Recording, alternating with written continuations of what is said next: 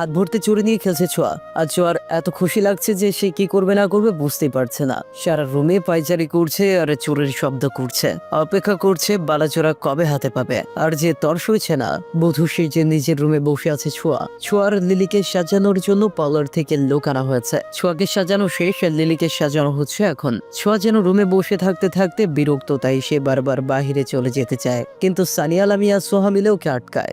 শুভ্র যে বালাজোড়ার অপেক্ষা তীব্র। ছোঁয়ার একটা লাল খয়ের লেহেঙ্গা পরে বধূ সেজেছে ছোঁয়া। মেকআপ দিয়ে কপালের ব্রণের দাগ ঢেকে দেওয়া হয়েছে। আয়নাতে নিজেকে নিজে দেখেই চমকে যায় ছোঁয়া।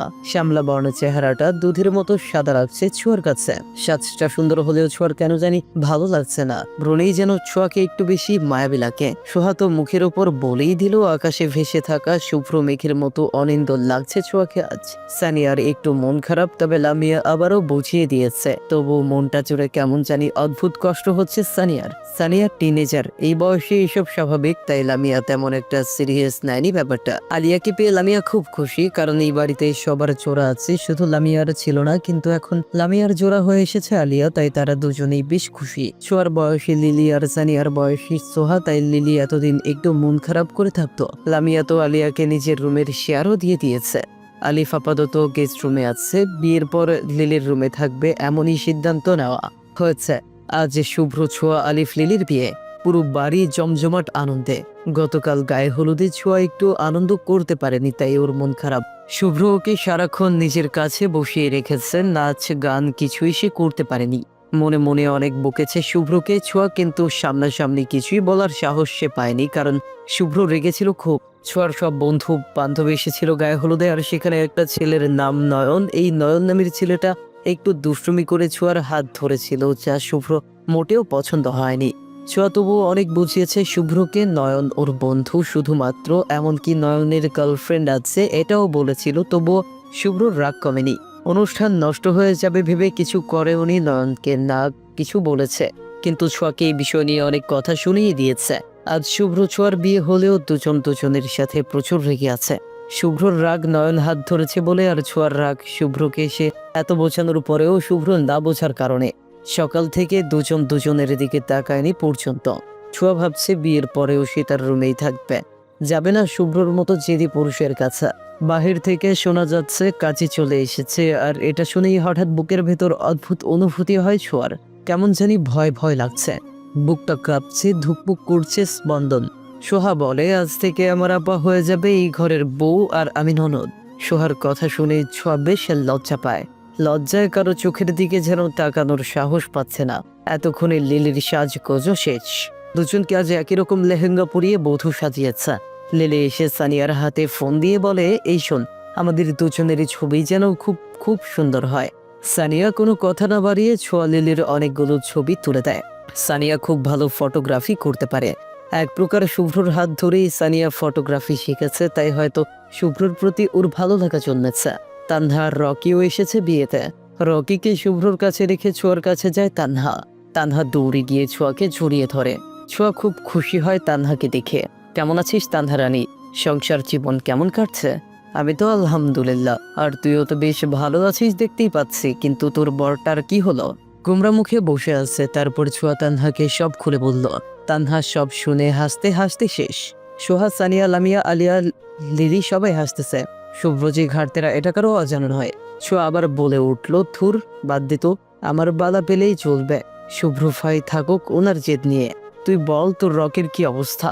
রকি তো আগে থেকে কিছুটা স্বাভাবিক হয়েছে আলহামদুলিল্লাহ। আল্লাহর কাছে 5 ওয়াক্ত 2 হাত তুলে এই একজন মানুষের ভালোবাসায় চেয়ে যাচ্ছি শুধু। ইনশাআল্লাহ খুব দ্রুত রকি সম্পূর্ণ স্বাভাবিক হয়ে যাবে। থ্যাংক ইউ ছোঁয়া, তুই না থাকলে আমার ভালোবাসা কখনোই আমার হতো না। কাজী বিয়ে পড়ানো শুরু করেছে। আগে লিলি আর আলিফের বিয়ে দিয়ে দিল শুভ্র। শুভ্র একটাই কথা, আগে সে তার বোনকে বিয়ে দিবে, তারপর নিজেরটা। শুভ্রর জেদের সাথে কেউ পারেনি, তাই আগে আলিফ লিলিরটা হয়ে গেল বিয়ে। ছোঁয়ার মন খারাপ, কারণ এখনো ওকে বালাজোড়া পরানো হয়নি। অপেক্ষা করতে করতেই যেন ক্লান্ত ছোঁয়া। ছোঁয়া নিজের রুমে বসে আছে, সাথে সানিয়া, আলিয়া, লামিয়া, সোহা আছে। একটু পর শুভ্র ছোঁয়ার বিয়েটা হয়ে গেল। সোহা তবুও খুশি হতে পারছে না, কারণ বালাজোড়া এখনো দিচ্ছে না বলে ওকে। সন্ধ্যা পেরিয়ে রাত হতে আসলো, এখনো ছোঁয়াকে বালাজোড়া দেওয়া হয়নি। ছোঁয়ার মনটা বেশ খারাপ হয়ে যাচ্ছে যত সময় গড়াচ্ছে।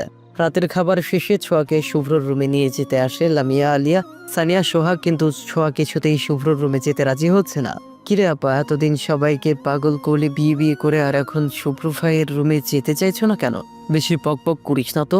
আমি কেন ওই জেদি ঘাড়তেরাকে বিয়ে করতে পাগল হব শুধু শুধু? আমি তো পাগলি হয়েছি শুধু আমার বালার জন্য। মধুর যেমন মিষ্টির অভাব নেই, তেমন ওই বালাচোরার জন্যও আমার ভালোবাসার কোনো অভাব নেই। আমার মধুবালা এখনো আমাকে দেওয়া হয়নি, কি করে আর মনটা ভালো থাকে বল? আব্বা, বালাচোরা নাকি চুরি হয়ে গেছে। কি বলিস তুই এইসব? তোর কি মাথা নষ্ট হয়েছে? শুভ্র ভাইয়ের মতো কি তোকেও এখন পাবনা পাঠাতে হবে? এবার লামিয়া বলে ওঠে, হ্যাঁ রে আপা, সোহা ঠিক বলেছে, চোরকে নাকি শুভ্র ভাই দেখেছে। কি বলিস? শুভ্র ভাই কোথায় এখন? শুভ্র ভাই তো চোরকে ধরতে চোরের পিছু নিয়েছে। আমার বালাচোরা ছোঁয়া সত্যি সত্যি কেঁদে ফেলল। সবাই অবাক, সামান্য বালার জন্য কেউ এত পাগলামি করতে পারে কারো জানা ছিল না। আলিয়া তো সবার থেকে বেশি অবাক, কারণ সবাই আগে থেকে ছোঁয়ার এমন পাগলামির সাথে অভ্যস্ত হলেও আলিয়া এসবের জন্য একদম নতুন। ছোঁয়ার বালার প্রতি এমন অদ্ভুত টান, পাগলামি, শুভ্রর ভালোবাসা আলিয়ার মনে দাগ কেটেছে। আলিয়া বেশ উপভোগ করছে বিষয়টা। লিলি ছাড়া সবাই আছে এখানে। লিলি নিজের রুমে হয়তো বা শুরু করছে, আর ছোঁয়া এখনো ন্যাকামি করতেছে। সব বোনেরা মিলে কোনো মতে বুঝিয়ে ছোঁয়াকে শান্ত করার চেষ্টা করছে, কিন্তু পারছে না। সোহা গিয়ে জায়দা বেগমকে ডেকে নিয়ে আসে। উনি এসে ছোঁয়াকে আদর স্নেহ করে বোঝায়, তারপর বলে শুভ্রকে রুমের দিকে যেতে দেখেছেন তিনি। ছোঁয়া এই কথা শুনেই, শুভ্র ভাই এসেছে, আমার বালা এনেছে তো, তুই নিজে গিয়ে দেখে আয়। জায়দা বেগম কথাটা বলার সাথে সাথে ছোঁয়া দুই হাত দিয়ে লেহেঙ্গা ওপরের দিকে একটু তুলে ধরে ছুটে যায় শুভ্রর রুমের দিকে। শুভ্রর রুমের দরজা খোলা, ছোঁয়া হাত লাগাতেই দরজা খুলে যায়। ছোঁয়া একটা বড় নিঃশ্বাস ছেড়ে ভেতরে ঢুকতেই দেখে পুরো রুম অন্ধকার। ছোঁয়া একটু ভয় পেয়ে ঢুক গেলে সরু কণ্ঠে বলে ওঠে, শুভ্র ভাই, এই মধুবালা আরেকবার ভাই ডাকলে বালা পাবে না বলে দিলাম। তোর বালা এখন আমার কাছে বন্দি। বালা পেতে হলে ভাই ডাকা ছাড়তে হবে, কথা দে। শুভ্র কথাটা বলতেই বাতি জ্বলে ওঠে রুমের। ছোঁয়া ঘরের সাজসজ্জা দেখে বিস্মিত। পুরো ঘর কাঁচা ফুল দিয়ে সাজানো হয়েছে, তাও ছোঁয়ার পছন্দের ফুল, কাঠ গোলাপ দিয়ে। বিছানায় লাভ আকৃতি করে হলুদ কাঠ গোলাপ দিয়ে, মাঝখানে লাল গোলাপের পাপড়ি দিয়ে সাজানো হয়েছে। পুরো রুমে ছোট ছোট রঙিন লাইট জ্বালানো হয়েছে। ছোঁয়া এক পা সামনে এগোতেই ওর মাথার উপরে অসংখ্য গাঁদা ফুল আর কামিনী ফুলের পাপড়ি বৃষ্টির ন্যায় ঝরে পড়ে। শুভ্র বুকে হাত গুজে দাঁড়িয়ে আছে বিছানার পাশে, মুখে মৃদু হাসি নিয়ে। ছোঁয়া অপলকে তাকিয়ে আছে শুভ্রর দিকে। শুভ্র মুখের রহস্যময়ী হাসি। ছোঁয়াকে অবাক নয়নে তাকিয়ে থাকতে দেখে শুভ্র আবারও বলে, কি এমন করে কি দিচ্ছিস মধুবালা? বালাচোরা কি লাগবে না? ছোঁয়ার চোখ বেয়ে হঠাৎ গড়িয়ে পড়ে লোনা জল। শুভ্র তো ছোঁয়ার চোখে জল দেখে একটু এগিয়ে এসে ছোঁয়াকে বিছানার এক পাশে বসিয়ে ছোঁয়ার হাত দুটো নিজের হাতের মুঠোয় ভরে বলল, কি হয়েছে মধুবালা? সারাদিন তোর সাথে কথা বলিনি বলে অভিমান করেছিস? তোকে সারপ্রাইজ দিব বলেই তো সারাদিন রেগে থাকার অভিনয় করেছি। সারাদিন যদি আমি তোর সাথে স্বাভাবিক আচরণ করতাম, তবে তুই নিজেই ছুটে ছুটে আমার রুমে চলে আসতি বারংবার, আর আমার সাজানো গোছানো হতো না। তাই তো সারাদিন তোকে ইগনোর করেছি, যাতে তুই আমার রুমে না আসিস। আর এখন তো তোকে বালা চোরের মিথ্যা নাটক করেই আনতে হয়েছে আমার রুমে। তুই যে ভীষণ চেদি, সেটা কি আমার চেয়ে ভালো কেউ জানে? তুই যে শুধু আমার মধুবালা, আমি ছাড়া তোর সবটা আর কেই বা জানতে পারে বল? এত কিছু করেছো আমার জন্য, অথচ এখনো অবধি ভালোবাসি কথাটা একবারও বললে না। থাক, বলতে হবে না। আমার বালা কোথায়? বালা দাও বলছি, নয়তো সবাইকে বলে দিব তুমি ঘুমের ঘরে নাক ডাকো। কবে ঘুমে আমি নাক ডাকছি? আর ভালোবাসি বলতে হবে কেন? বুঝে নিতে পারিস না? আমি কি বলছি তুমি নাক ডাকো? আমি তো বলছি বালা না দিলে সবাইকে এটা বলে মজা নিব। ছি ছি মধুবালা, তুই তো দেখছি নিজের মান সম্মান নিজেই মাটিতে মিশাতে যাচ্ছে। ছোঁয়া ভেবা চাকা খেয়েছে। শুভ্র ছোঁয়ার অবস্থা বুঝতে পেরে বলে, কিরে কি ভাবছিস? আরে গাধি, এখন আমরা স্বামী স্ত্রী, তাই আমার সম্মান হানি মানেই তো তোর সম্মানও নষ্ট হওয়া। তাই এখন থেকেই আমার সম্মান নিয়ে টানাটানি করলে তোকে ভাবতে হবে আগে নিজের সম্মানের কথা, বুঝেছিস গাধি? দেখো গাধি বলবে না, আমি বুঝি না তোমার কথার আগা মাথা। আমার বালাদাও বলছি, ইস বোঝে না কথার আগা মাথা। অনার্স পাশ করা একটা মেয়েকে এত ন্যাকামিতে মানায় না। শোন, এখন স্কুলের মেয়েরাও তোর থেকে ভালো বোঝে এইসব। বাদ দে, আগে প্রমিস কর আজকের পর আর ভাই ডাকবে না, তবেই বালা পাবি, নয়তো জীবনেও আর বালার চোখে দেখবি না। আচ্ছা আচ্ছা, কথা দিচ্ছি আর এই জীবনে বেঁচে থাকতে কখনোই বলবো না শুভ্র ভাই। এবার দাও না আমাকে আমার বালা জোড়া। আর যে তর শুইছে না। শুভ্র ছোঁয়ার হাত থেকে আলতো ছোঁয়ায় এক এক করে সব চুড়ি খুলে নেয়। ছোঁয়া কিছু বলে না। শুধু দেখে শুভ্র কি করতে চায়। চুরি সব খোলা শেষ হলে শুভ্র একটা ড্রয়ার থেকে বালা দুটি নিয়ে ছোঁয়ার হাতে পরিয়ে দেয়। ছোঁয়া অপলক কিছুক্ষণ তাকিয়ে থাকে নিজের হাতের জড়িয়ে থাকা বালা জোড়ার দিকে, তারপর নাক টেনে কান জুড়ে দেয়। এটা যে খুশির কান্না শুভ্র ঠিক বুঝতে পেরেছে। ছোঁয়া কিছু না ভেবেই হঠাৎ ছাপিয়ে পড়ে শুভ্রর বুকে। শুভ্র একটা মুচকি হাসি দিয়ে নিজের সাথে আরো শক্ত করে জড়িয়ে নেয় ছোঁয়াকে। শুভ্র আস্তে করে বলে, এই মধুবালা কাছিস কেন? তোর চোখে সুখের অশ্রু আমার কাছে অসহ্য লাগে যে। ভীষণ ভালোবাসি তোকে মধুবালা। তুই আমার প্রথম স্বপ্ন দোষের কারণ মধুবালা, তাই তো তোর প্রতি না চাইতেও দুর্বল হয়ে পড়ি। তুই আমার প্রথম অনুভূতি, আমার প্রথম হৃদয়ে ফোটা সদ্য ফুল। ছোঁয়া কিছু বলে না, শুধু নাক টেনে টেনে কান্না করে।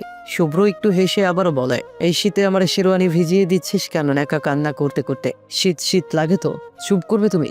এটা বলেই ছোঁয়া চুপ হয়ে আবারও শুভ্রর বুকের উষ্ণতা অনুভব করতে ব্যস্ত হয়ে যায়। এভাবেই কেটে গেল অনেক সময়। রাত প্রায় 2:30 ছুঁই ছুঁই। ছোঁয়া শুভ্রর বুক থেকে মাথা তুলে বলে, চলো না একটু ছাদে যাই, আজ যে পূর্ণিমা, চাঁদটা অনেক সুন্দর।